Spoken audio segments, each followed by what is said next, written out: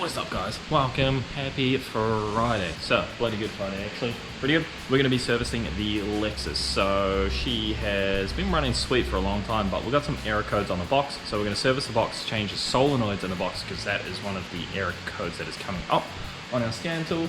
Change the diff oil, give her a good look over, do spark plugs, clean the intake and all that kind of stuff. Let's get at it. Perfect.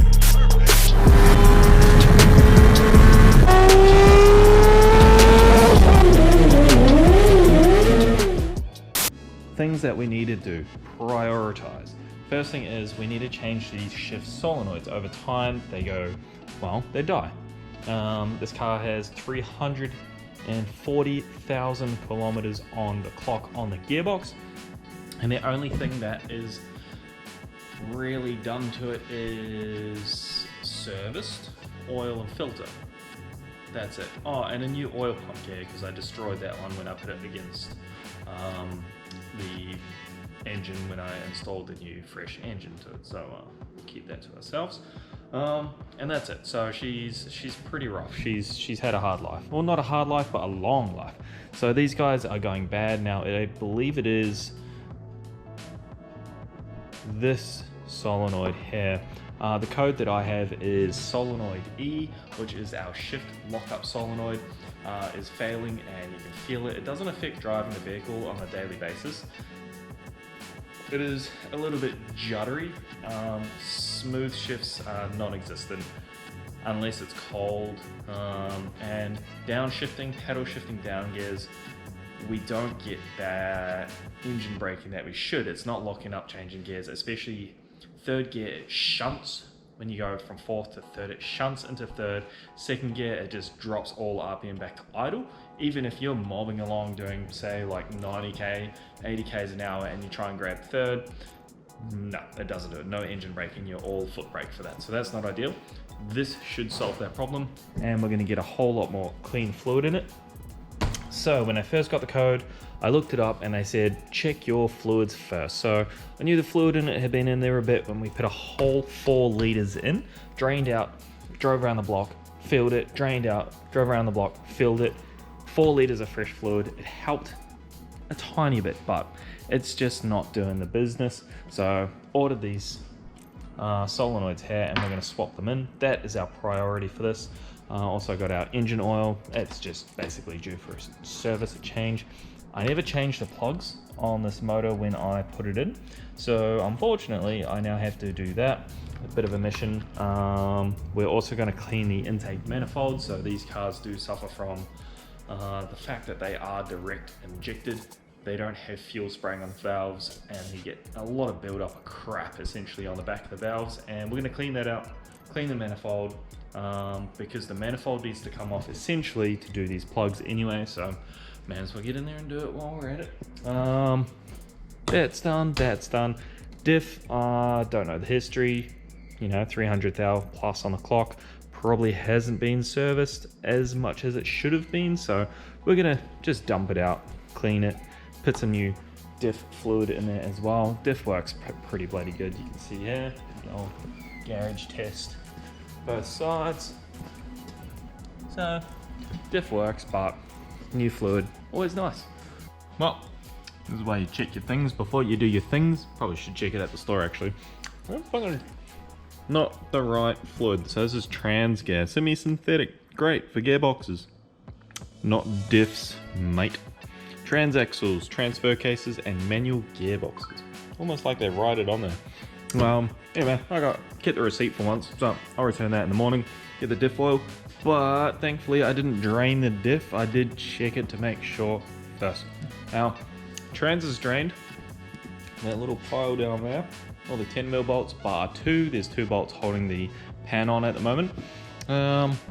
Let's top up on the old carbohydrates, pull this pan off and see what we're working with. I haven't actually really delved into this one too much, so hopefully I don't need to remove too much, and hopefully I can get to these solenoids without having to remove the actual, well, anything important really. I want to leave everything in there, keep it nice and simple, replace one at a time, check our screens. So, here we go. We got that pile here. That's all our 10mm bolts from around the edge of this guy.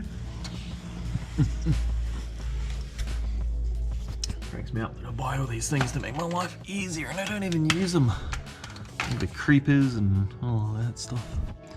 Tell you what, actually, the worst thing, the hardest thing about making YouTube videos isn't anything bar the fact that I can't listen to music while you guys are watching. I put you down. That's pretty heavy and feels like there's still a bit of fluid in it. So don't go tipping it just yet. That's all our bolts off. Let's drop it down. Move it back and forward a bit. Oh yeah, there's. Oh, definitely. Fluid. Still chilling in there. Oh, so much fluid in there.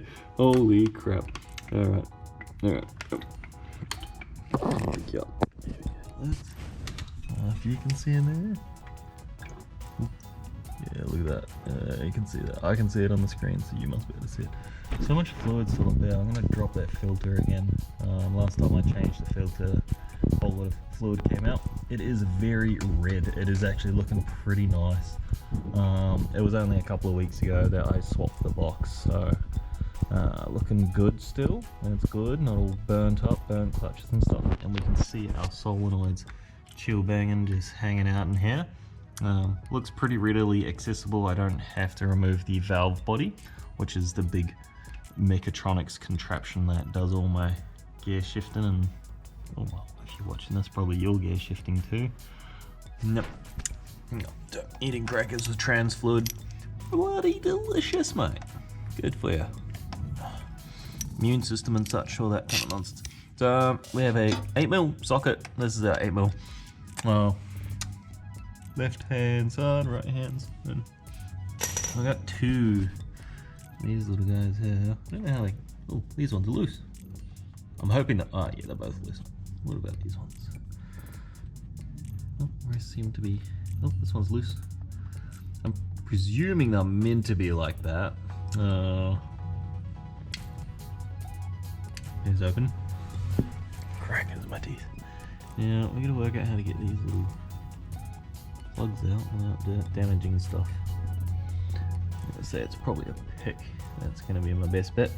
And I was gonna take this tray out and yeah, but I've actually already wiped all of this clean and it's back.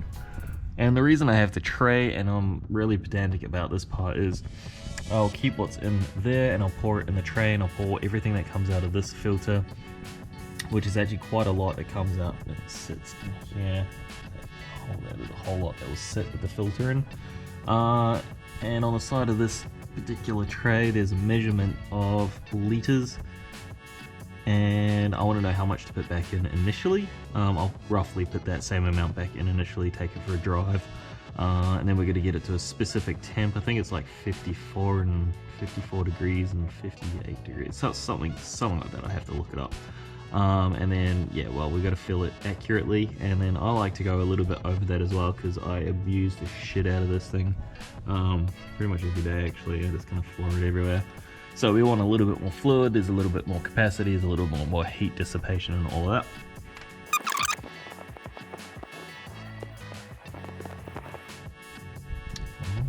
that.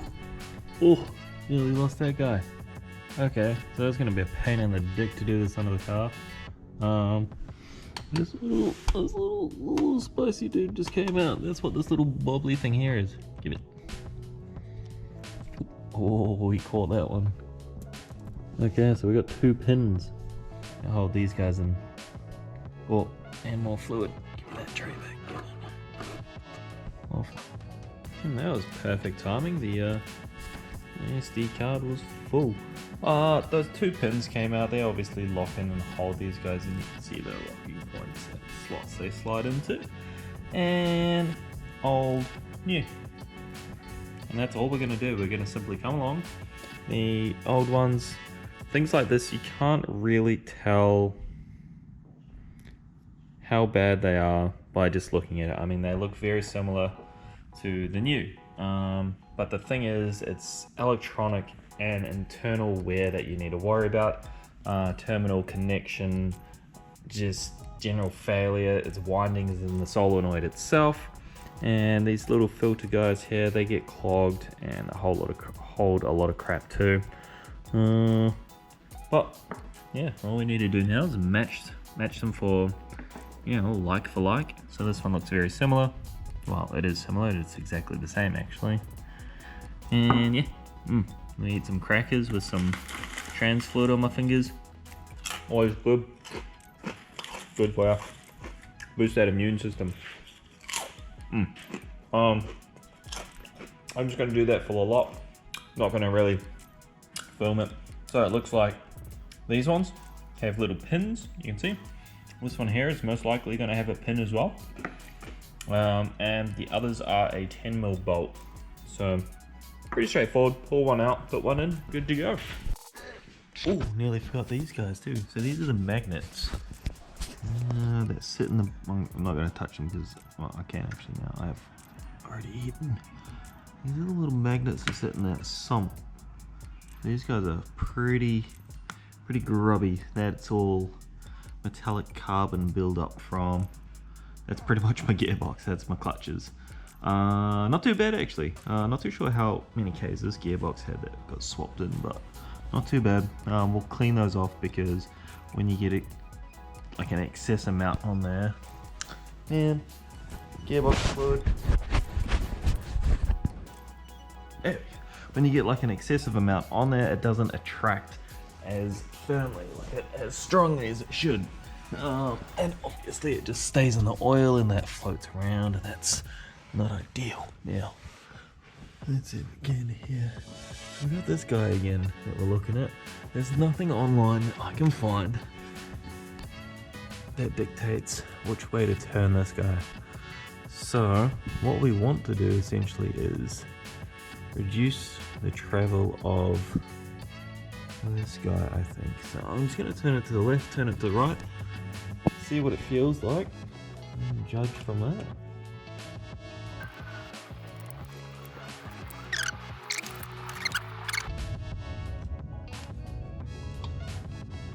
There we go. Loose. Okay, so, oh, it was looking at the wrong one. Same concept. I wonder what that one's for. I do wonder what that one's for. There's no solenoid as such on the back. Well, there's one further up the way. So you got him, travels along here. Wonder what that one here is for. I might have a look at that. But the one that we want that's adjustable is this one. So we're on. So it's this guy here.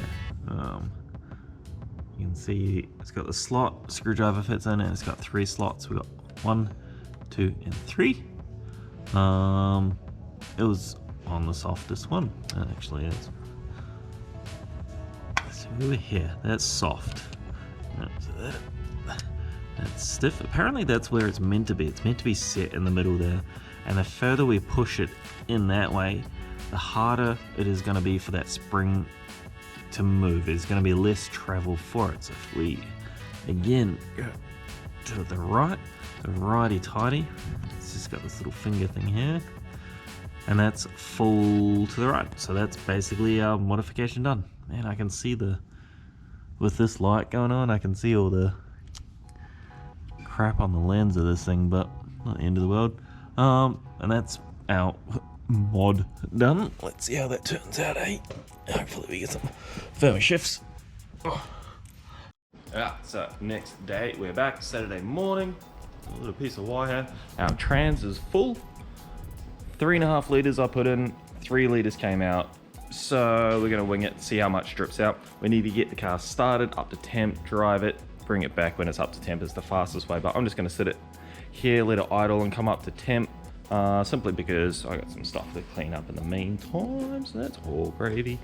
To get your temperature, you can use, and I did on the last one, I just used a thermal laser. It's got a little screen on it, tells you the temperature, a little triggery gun boy. Not sure where it is right now, and I don't really want to look for it. But I don't think that's 100% accurate. And the idea is transmission temperature is such created that it expands when it's hot. And the issue is not the issue, but the consideration you need to have with that is the fact it expands, so your level is going to increase or decrease based on temperature. You need to find out exactly if you're just doing an A960E, which is in a lot of vehicles. It's the same as the A750 and a few other ones like the 4Runner and stuff. You just need to find the specific temperature range for it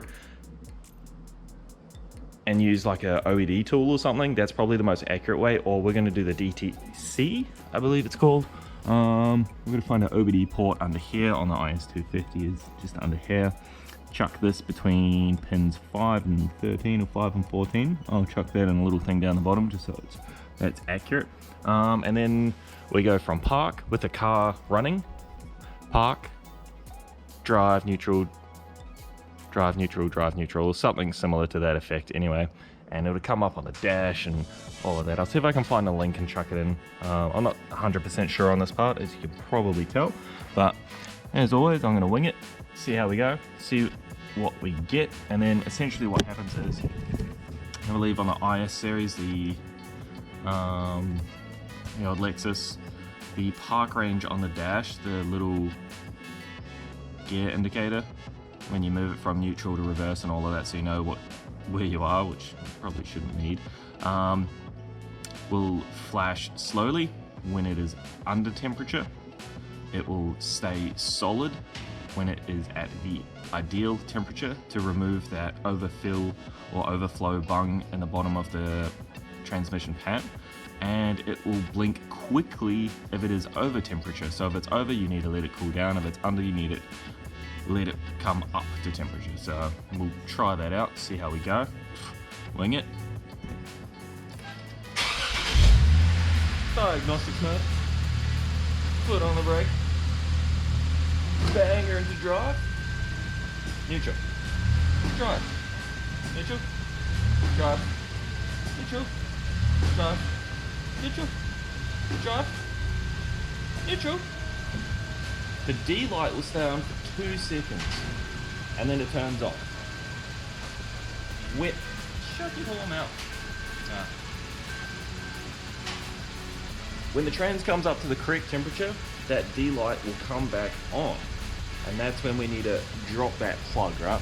So I can actually probably get you off here or do it again because there's no real videos on it for the IS250. So let's make one. So here we go. And we go foot on the brake, D, neutral, and see how it comes on? 2 seconds. Now to get it to do that, you just go neutral, D, for 6 seconds. Doesn't seem to really matter how much. And then we bang it back into neutral, 2 seconds, and it's gone. When that becomes solid, I'm gonna rush like all shite to get under the car, and sorry about the beeping, and drain this girl of any excess fluid. And that should be us, good. You can see our temp there is not all the way at optimal temperature yet, so. Oh, that's us. We're gonna drain it. Oops.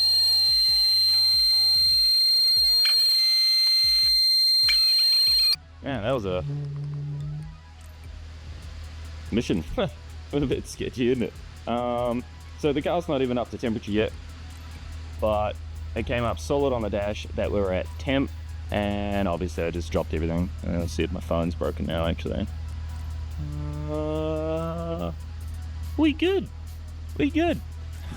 So, a little bit of a mission there. I might try and do like a small snippet of that and make just a short video on YouTube, so if anyone else is looking at how to do that, because that would have been helpful. I don't want to read on a Saturday morning, boys. I'm already late to my mate's place already, but that is the trans done by the look of it. I'm going to go and help my mate out on the excavator today. We're going to have to do these plugs maybe tomorrow. Headlights, plugs, we'll do those tomorrow, but that gives us the chance to scoot around, test out the box, see how she performs, see how she feels. We'll do that nice fresh oil in there now too, sounding good. I found out what that warbly noise is, the wobble. I'm actually going to have to get a new, excuse me, belt and belt tensioner, this little guy down here. So that oil everywhere again. That is what that wobble is. When I put it in gear, it's got like a shape to it. So we're gonna have to replace that. That's gonna be another video, I guess. But boom, excited. Might be able to actually use the paddle shift again, slam some gears, see how we go. Beautiful thing is today. Get to drink there and have beautiful Australian sun. Dig some trees out, dig some holes. Let's get it. I'll get back to you.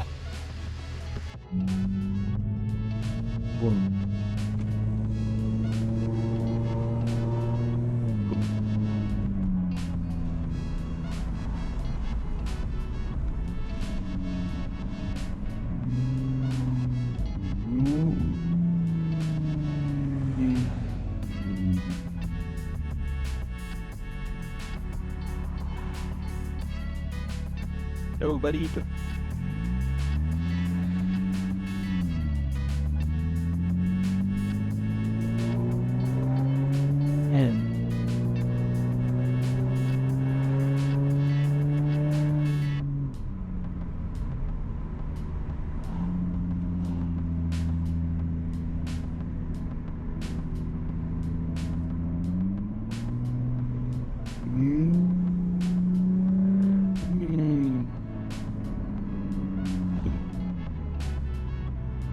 Stuck behind a learner here, so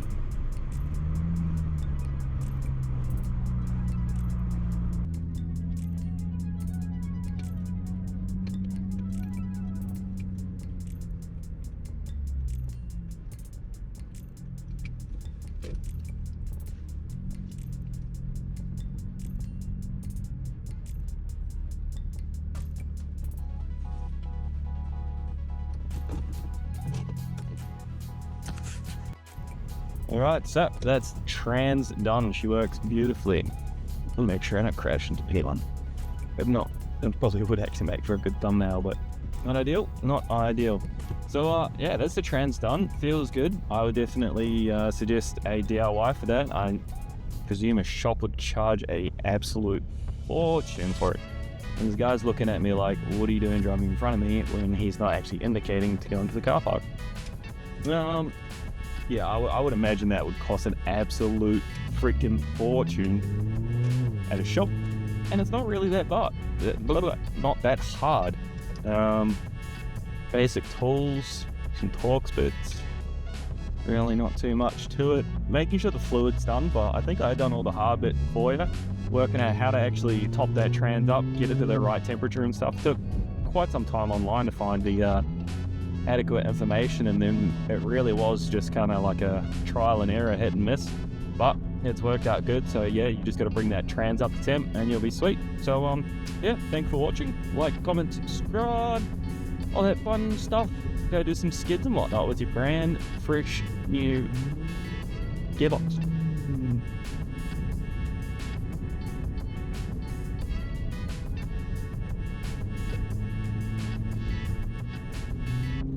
Alright, so that'll call it for this video. And we'll see you on the next one. Thank you for watching. Like, comment, subscribe. Any questions, obviously, I'll be happy to answer those. Pretty straightforward for everything else. Yeah, go enjoy your car. If you've just done it, beautiful. Hopefully it's giving you some help and some information on what you're doing, buddy. Some information on how to get your trans sorted out. Nice indicator. Yeah, and we'll see you on the next one.